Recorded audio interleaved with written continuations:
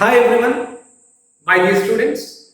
Hope everybody is safe and healthy in your family. On behalf of Anand Medical Academy, I just wanted to tell you one important statement which helps all of our students throughout your life. Expect the unexpected. This is the situation in the world. Nobody is expected in their life. But the situation has come to me, come to you, come to everybody in the nature. Now the point is how effectively we will be adopting this challenge. How wisely we will be using this time, whatever is available with you now. So this is the reason Anand Medical Academy has come up with an idea of digital classes. Visit our YouTube channel, listen to the videos, practice your daily assignments, prepare well for your weekend exams. All the very best. So dear students, we are going to learn a chapter called ray optics and optical instruments. In this chapter you can see there are two parts. The first part is ray optics and the other one is optical instruments. And in this ray optics we will be learning about reflection of light and refraction of light. Both reflection and refraction we will be learning for both plane surfaces and spherical surfaces.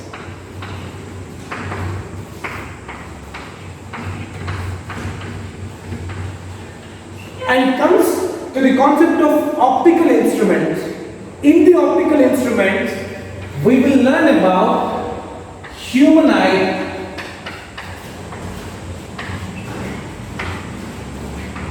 and optical devices.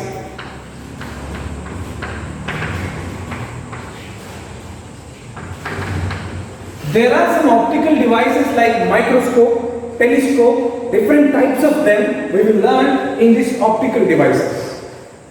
So whenever I say the ray optics and optical instruments, so you may be assuming that this is the chapter related to the light.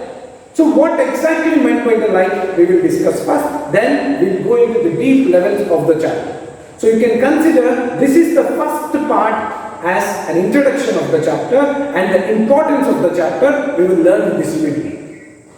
I am writing a word called light. The first thing it will struck in your mind by seeing a word called light is a form of energy.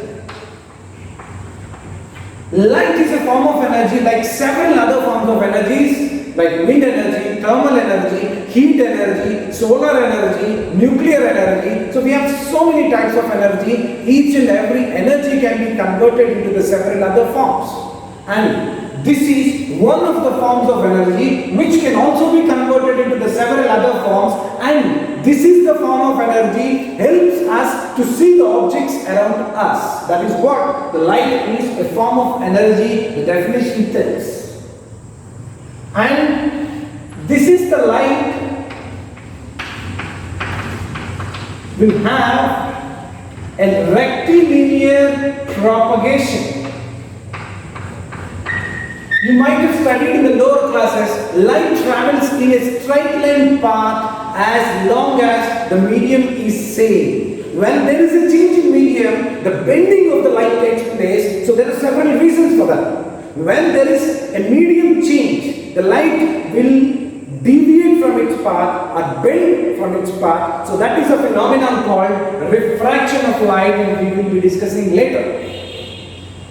So we are discussing about rectilinear propagation of light, that means the straight line path of a light. And you can imagine, you can recollect the one more point related to the light is the speed of light, which is 3 into 10 raised to 8 meter per second in air or in vacuum. But when the medium changes, the speed of light also will change.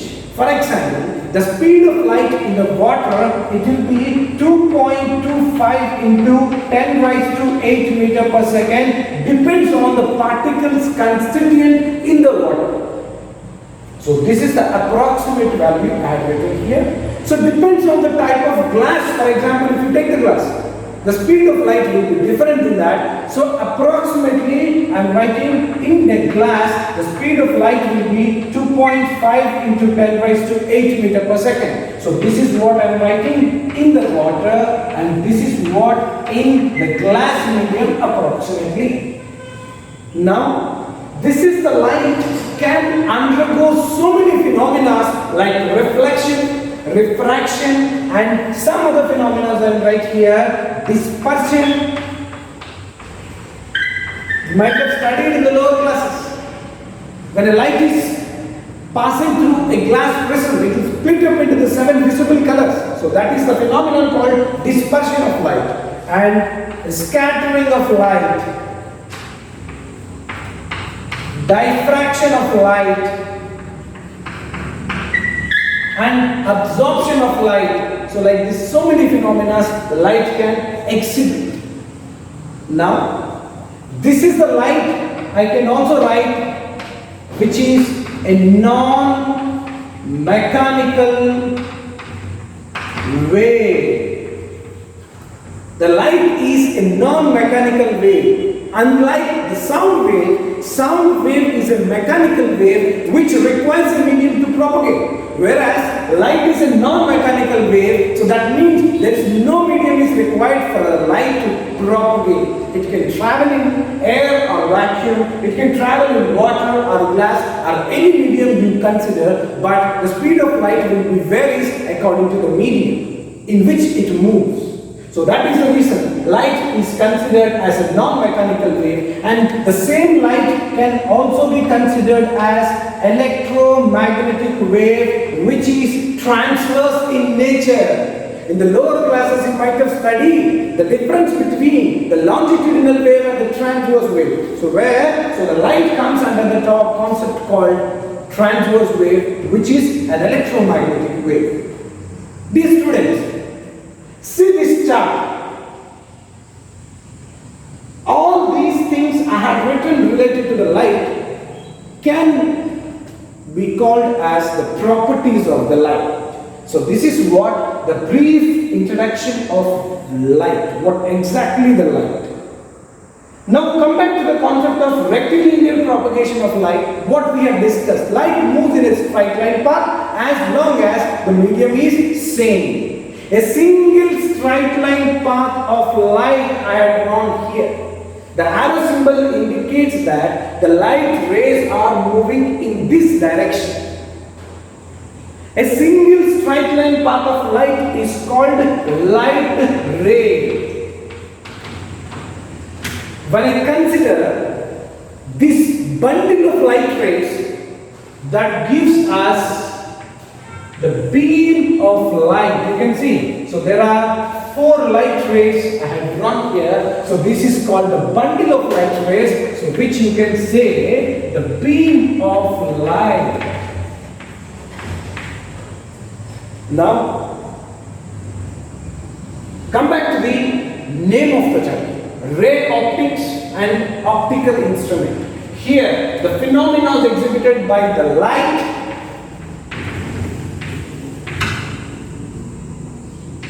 Here about the human eye. You know why the combination is kept as the name of the chapter? Both the things are required, light as well as eye, both are required to see the objects around us. Look at the interesting part of the name of the chapter. Imagine there is no light. Our eyes are open to see the objects around us. Is it possible to see the objects around us? Impossible, because there is no light. Imagine you are in a closed room where there is no light, you cannot see even a single object. Imagine the situation, let's reverse the situation. Imagine there is a light, but we have closed our eyes. So can you think you see the objects around us? No, impossible. So that means light and eye both are required to see the objects around us. So that is the point in discussing the whole chapter in further videos. So the first topic of the chapter, ray, optics and optical instruments, is the reflection of light. What exactly the reflection of light? The bouncing back of light into the same medium after striking a hard surface is called reflection of light. You can see there is an important term here, the same medium. So what is the importance of this word called same medium? We will be learning now. Imagine I am taking a plane mirror. This is the plane mirror. We will be having two surfaces with it. And this surface is called reflecting surface.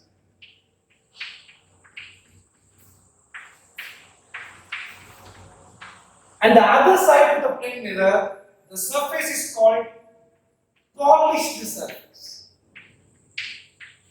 It is polished surface or silvered surface. Both are same. You should not get confused. Now we had already discussed what exactly the ray of light and the beam of light. I am taking a single straight line path of light which is called the ray of light, which is incident on this plane. So ray of light is represented with this. And this is the point of incidence. At the point of incidence, we must draw a normal line. What is a normal line? It is an imaginary line which is drawn at the point of incidence perpendicular to the plane. This is called the normal line. So that's what I am writing here. So this is a normal line. And you can see this is an incident ray we have discussed just now, incident ray. And this is the incident ray is making some angle with this normal line. This is that angle called angle of incidence. And at the same time, come back to the definition of the reflection of light. After striking a hard surface, the bouncing back of the light into the same medium. When this light enters into the glass medium, there is a change in the medium. But it is not happening here. It is bouncing back into the same medium after striking this hard surface. So this is another light ray only called reflected ray. And you can see here, this reflected ray is also making some angle with the normal, and you can see this is what that angle called angle of reflection. Now, come back to the diagram.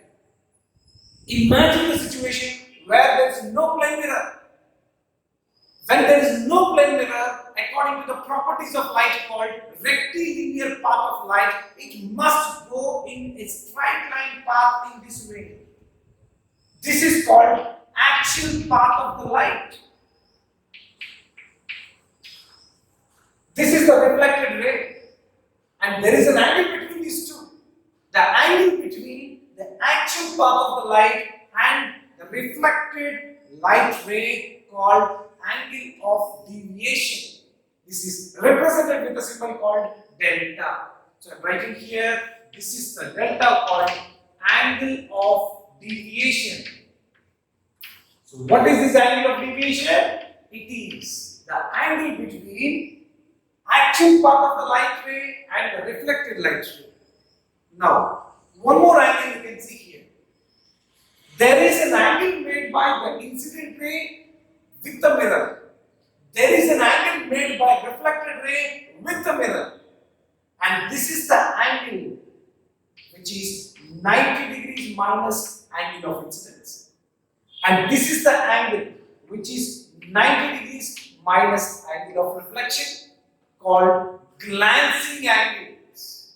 So the angle between the incident ray and the plane mirror, or the angle between the reflected ray and the plane mirror, is called glancing angle. So those glancing angles I am writing here, 90 degrees minus I, which is angle. 90 degrees minus R are called glancing angles. And there is a relationship we are going to find between the angle of deviation and angle of glancing. So what is the relation? That is our concept. Before going to the relation between angle of deviation and the glancing angle, so we are going to learn about laws of reflection. There are two laws of reflection. The first and foremost one is angle of incidence is equal to angle of reflection. For example, this is the angle of incidence is 50 degree, and this angle of reflection also will be a 50 degree. Imagine the situation. If it is 50, how much it will be? It is 90 minus 50, which is 40 degree. And this is 50, because angle of incidence is 50. And what is your this glancing angle? 90 minus 50, which is also 40. So when angle of incidence is equal to angle of reflection, definitely, obviously, and your glancing angles also will be same. So when angle of incidence is equal to angle of reflection, so glancing angles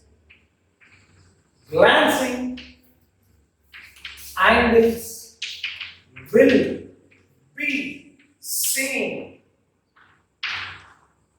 Now, one more point. See the actual path of the light ray and the reflected ray. There is an angle of deviation. And look at this total angle from here to here.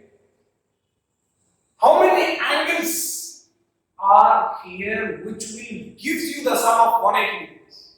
I am going to write. First angle of incidence is here. Then angle of reflection is here. Then angle of deviation is also here. So this sum will gives you 180 degrees. And we had already discussed. This angle of incidence is equal to angle of reflection. Then I can write this I plus I, which is 2I plus angle of deviation, which is 180 degrees. So this is delta is equal to 180 degrees minus 2I. Let me write the final expression. Delta is equal to 2 times 90 degrees minus I. What do you understand from here? So what is our aim of the topic here? So the relation between angle of deviation and the glancing angle. So that is what I am writing here. You can carefully look at the situation. So delta value is equal to 2 times of what? 90 minus I. What is 90 minus I? So this is the 90 minus I is a glancing angle. In the place of I, you can keep R. So 90 minus R, it will become also the glancing angle.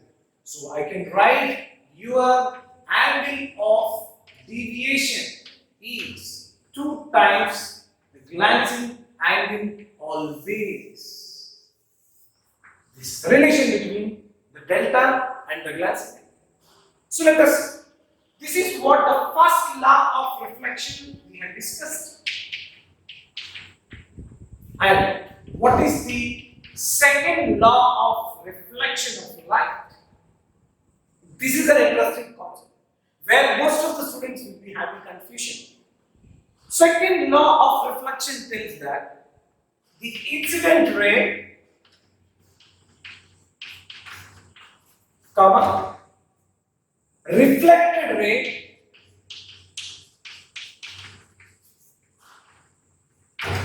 and normal line. These are not a new terminology for us. We had already discussed this is the incident ray, this is the reflected ray, and this is the normal line. These three rays at the point of incidence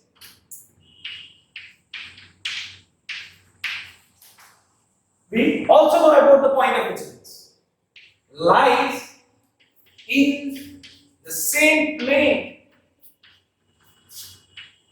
Lies in the same plane. What is the meaning of the lie in the same plane? Imagine there is a light ray is incident in this way. This is the point of incidence. The reflected light ray will never be in this way.